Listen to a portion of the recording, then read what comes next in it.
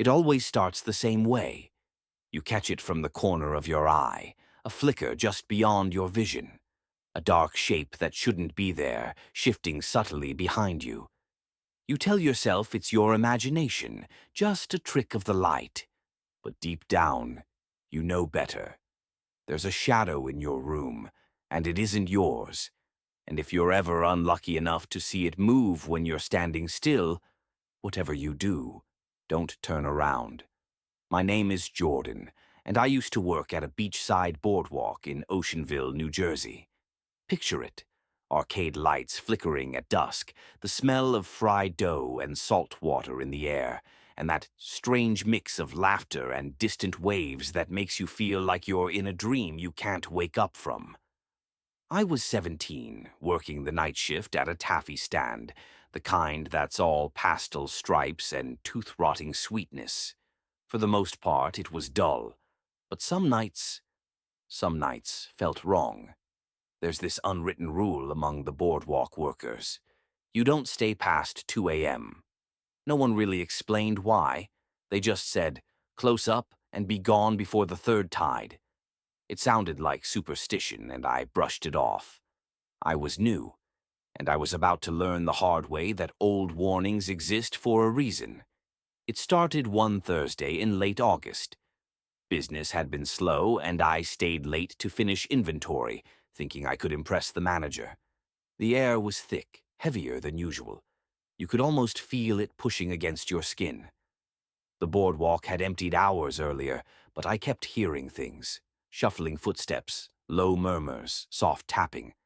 I chalked it up to wind and raccoons, until I saw the first shadow. It was around 2:17 a.m. I remember because I glanced at my phone to check the time right before it happened. I was turning to grab a new box of wrappers when I saw it. A shadow, not cast by anything. It didn't stretch like it should have with the light. It was wrong. It stood near the taffy stand, completely still. Human-shaped, but stretched too tall, like someone had taken a person and pulled them out like taffy themselves. I spun around, thinking someone was messing with me. But no one was there. The boardwalk was empty, silent, just the creaking of old wood beneath my feet and the rustle of seagrass. But when I turned back, the shadow was closer. I blinked, hard, rubbed my eyes. Still there, still wrong. It wasn't attached to anything. No light was casting it. It just stood, silent and impossible, dark as the space between thoughts. I stepped back. My hands were shaking. And then I made the worst mistake of my life. I turned around again. There was nothing. No person. No shadow. Nothing but the hum of the vending machines and the sea hissing against the shore. But from that night on, the shadow followed me home. At first, it was subtle. I'd walk into my room and see an extra shadow on the wall, one that didn't match the angles of my furniture or my body. It was always just barely off, like it didn't belong.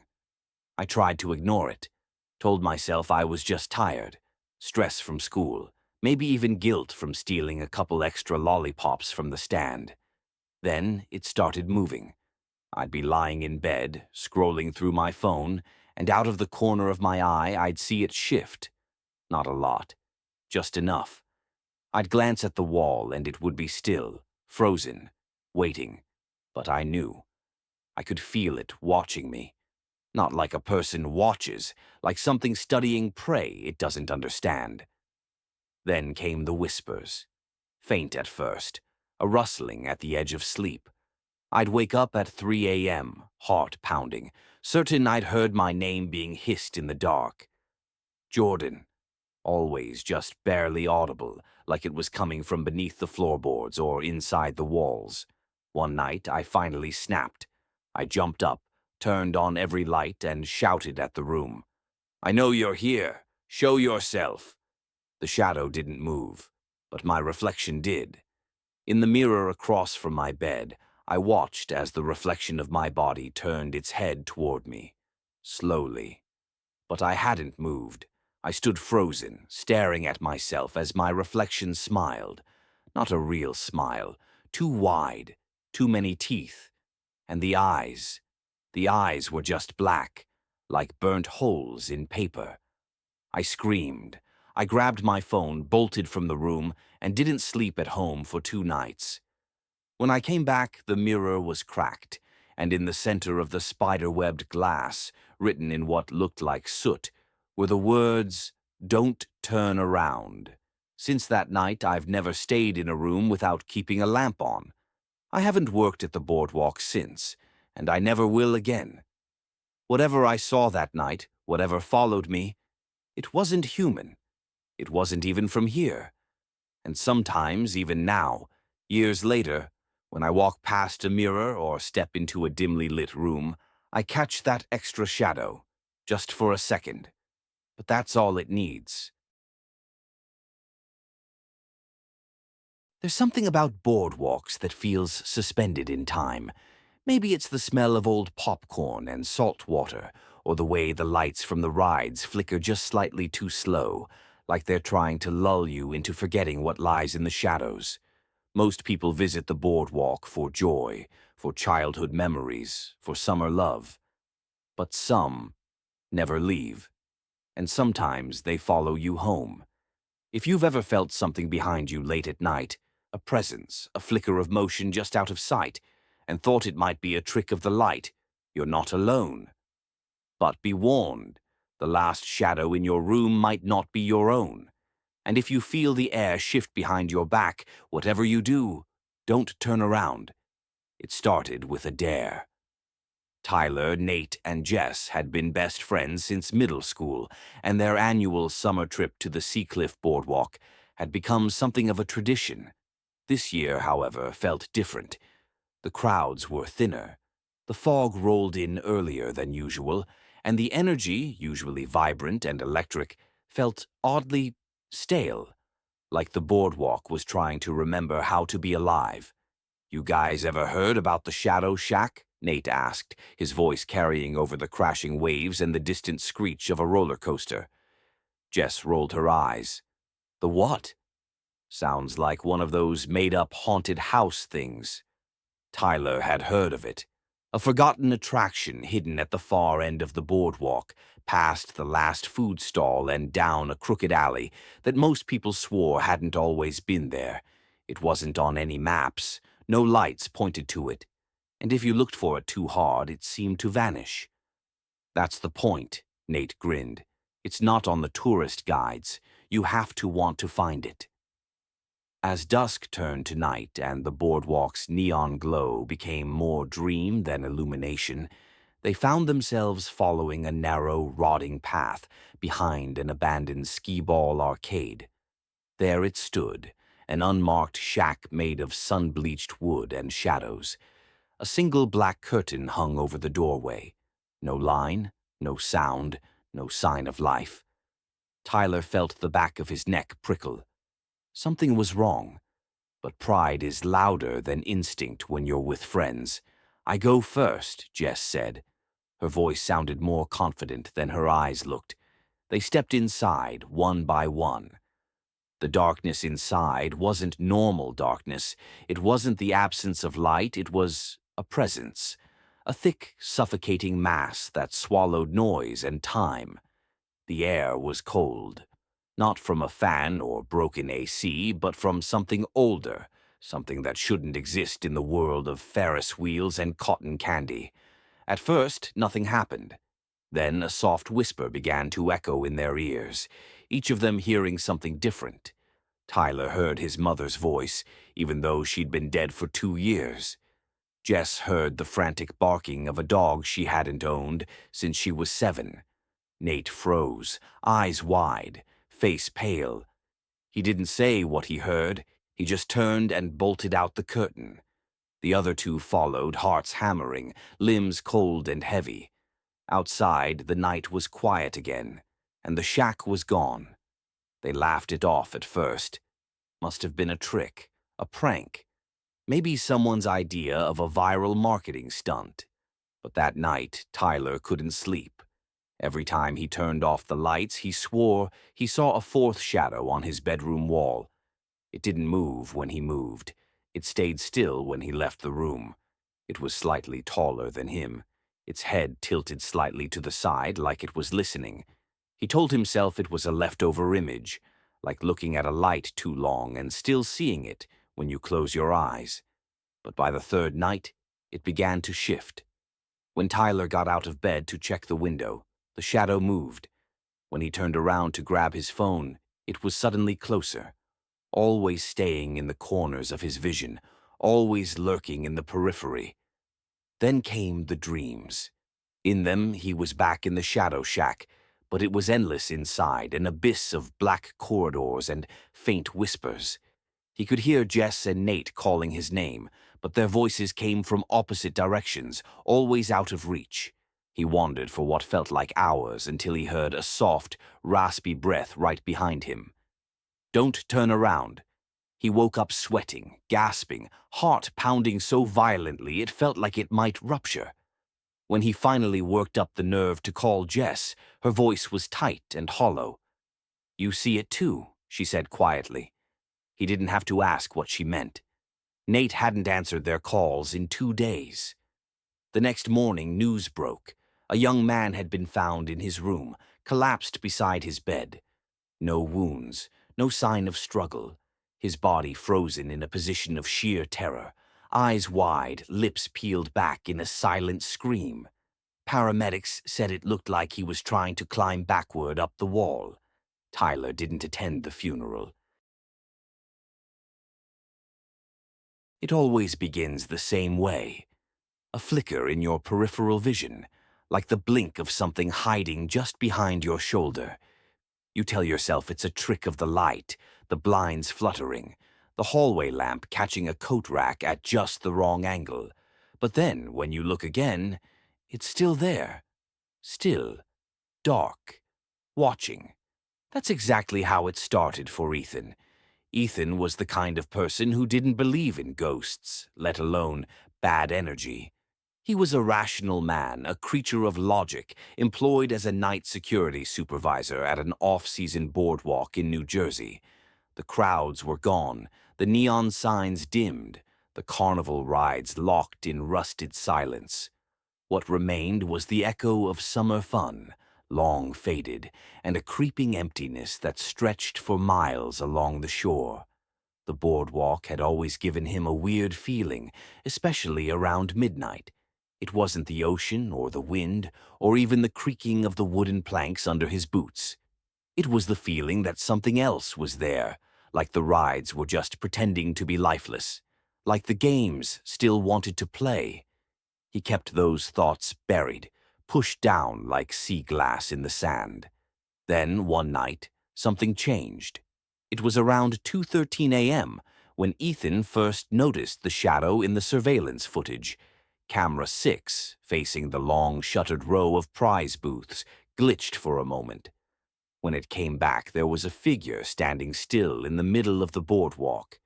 No features, no face, just a black silhouette against the bleached wood. Ethan paused, rewound, played it again. The figure didn't move, but it didn't disappear either. It stayed for nearly 3 minutes before fading out like steam on glass. Thinking it might be a transient or a prank, he radioed for backup, but his voice crackled with static. A minute later, the system rebooted itself. When Ethan got home that morning, bone-tired, eyes gritty with exhaustion, he collapsed onto his mattress, still dressed in his uniform. The late winter sun peeked through the blinds, casting long stripes across the room. He didn't even bother to close them. He drifted off to sleep. That's when he noticed it. A shadow in the far corner of the room. Not cast by anything, just existing. Ethan blinked. It was gone. He told himself it was sleep paralysis or exhaustion. Nothing more. But the next night it returned, and it moved closer. By the fourth night, Ethan was losing sleep. He stopped going into his bedroom altogether and started crashing on the living room couch with every light on. But no matter how far he moved, the shadow always found its way back. Sometimes it mimicked his shape.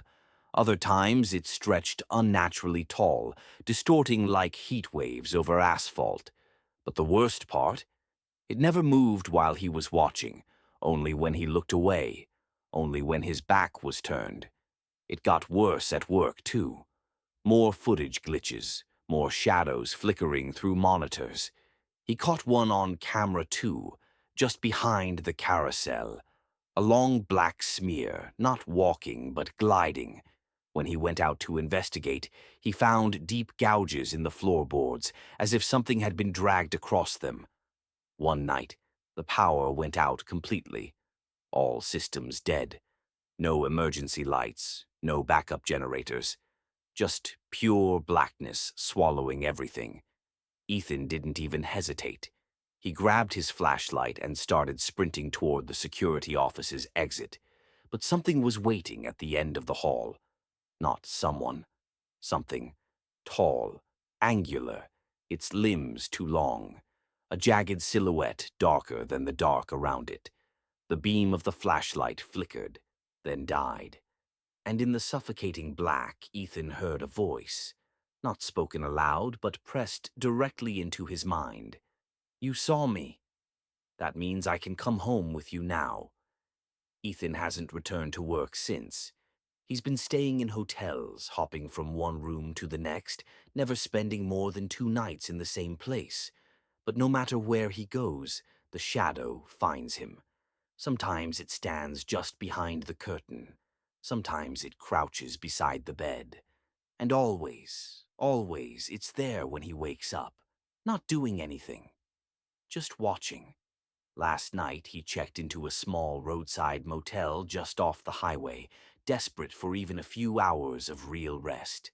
He closed all the blinds, turned on every light, and shoved a towel under the door. Then, while brushing his teeth, he caught it again, in the bathroom mirror, standing in the bedroom, behind him. He didn't turn around. He wanted to. Everything in him screamed to. But he remembered the voice. He remembered the warning. So he just closed his eyes and whispered into the mirror, "I know you're not my shadow." You always think you're alone until something proves otherwise. It happened to Micah one summer evening on the boardwalk, under the sickly orange glow of sodium streetlights and the carnival echoes of laughter that seemed more hollow than joyful. The night had cooled just enough for the breeze off the ocean to bite gently at his skin. It was a Tuesday, the crowd sparse, the air unusually still despite the breeze. Micah had just turned 19, staying the summer with his cousin Jonah at their uncle's beach house in Seaside Cove. They both worked at a game booth, tossing plastic rings onto glass bottles and pretending to care. It was a lazy job, perfect for wasting time and watching tourists shuffle by like ghosts on vacation. That night, Jonah had left early. He wasn't feeling well, and Micah decided to close the booth alone. He regretted that later. As he packed up, the lights on the boardwalk flickered once, then again. The kind of flicker you try not to assign meaning to. But then came the sound. Footsteps, not behind, not ahead, but beside him. Right beside him, as if someone was walking in sync. When he turned his head, there was no one. But in the reflection of the glass soda fridge behind the booth, he saw a shadow. His heart skipped. The shadow wasn't his. He was standing still. But the shadow kept walking, slowly drifting away into the aisle of darkened booths. At first, he thought it was a prank. Jonah was a joker. Maybe he'd return to mess with him. But Micah knew how shadows worked. You needed something, someone, to cast them. And that shadow had no body. He should have left then. Instead, he followed. Through the quieted midway, past shuttered popcorn stands and empty prize racks, the shadow led him, always staying just in front, never speeding up, never slowing down. It turned a corner near the funhouse and slipped into the building like a streak of oil sliding under a door. The funhouse had been closed for years. A faded sign hung over its crooked entrance. Mirror maze and laughing ladders. Dare you enter? Micah shouldn't have. The lock was broken. The door creaked open as he pushed inside, releasing a breath of stale, sour air, the kind of smell that clung to your throat like rot. Inside, it was pitch black, save for the occasional lightning flicker of busted bulbs overhead. His footsteps echoed in the mirrored maze, doubling, tripling. Then, a fourth echo joined, a whisper behind his left shoulder. Micah spun around. No one, but in the warped reflection across the mirror pane, he saw it again, a shadow standing behind him. Not a shadow, his shadow, but different, taller. Its limbs stretched just too long, like someone had grabbed the corners of its silhouette and pulled. Its head tilted slightly, unnaturally. The shadow's reflection grinned. Micah didn't. He turned and ran. But the maze played tricks. Every turn led to another reflection, another mockery of reality. Behind each mirrored surface, the shadow grew closer, until finally it wasn't behind glass anymore. It stood at the end of the hall, waiting. Then it lifted its hand and mimicked a wave. Micah blacked out. He woke up outside the funhouse, lying on the wooden planks of the boardwalk with a crowd gathered around him. Paramedics said he'd had a seizure. Jonah was beside him, pale as salt. "You were gone," Jonah said. "You texted me at 2:14 a.m., said you couldn't find your way out." Micah's phone had no such text. That night he didn't sleep. The house creaked and shifted as old beach homes do, but it felt deliberate, as though the walls were inhaling. At 3:07 a.m., he noticed it again, a shadow on the far wall. His lamp glowed softly, but the shadow didn't line up with anything in the room. It was too tall, too sharp. He blinked. It waved. In terror, Micah dove from the bed and turned on every light. The shadow vanished instantly. But when he returned to the bed and looked down, he saw something that made his heart seize. Two shadows beneath his feet. One was his. The other stood beside it, and it moved when he didn't. The next few days blurred. Micah tried not to sleep.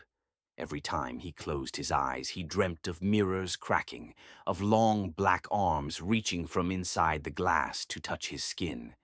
He saw his own reflection whisper things he couldn't hear, mouthing words he didn't understand.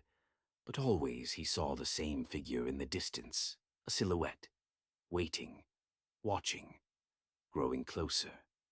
Jonah found him curled up in the bathroom 3 days later, whispering, "It followed me back. The shadow, it lives in my room now."